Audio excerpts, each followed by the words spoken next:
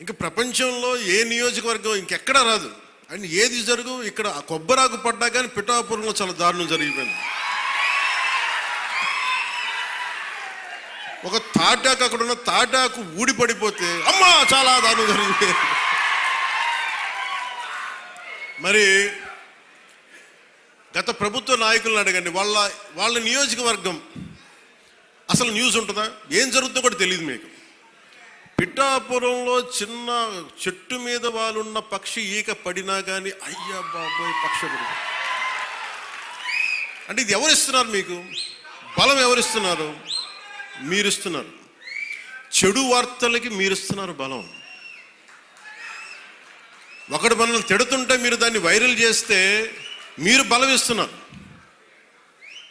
ఒకటి చెడగొడుతుంటే వచ్చి మీరు ఎదురు ప్రశ్నించకపోతే మీరు బలహీనలు అయిపోతారు. మీరు నాకు ఓట్లేస్తే సరిపోదు అని ఎందుకు చెప్తున్నాను? 5 సంవత్సరాల పిఠాపురంలో గత ప్రభుత్వంలో ఒక్కసారి మీరు ప్రతి ఒక్కరు మేధావులు చాలామంది ఉన్నారు, పత్రికేయులు ఉన్నారు, చాలామంది విభిన్నమైన పార్టీల నాయకులు ఉన్నారు. ఈ గత 5 సంవత్సరాల కాలంలో ఎన్ని కోట్లు ఖర్చు పెట్టారో ఒకసారి అడగమని చెప్పాను.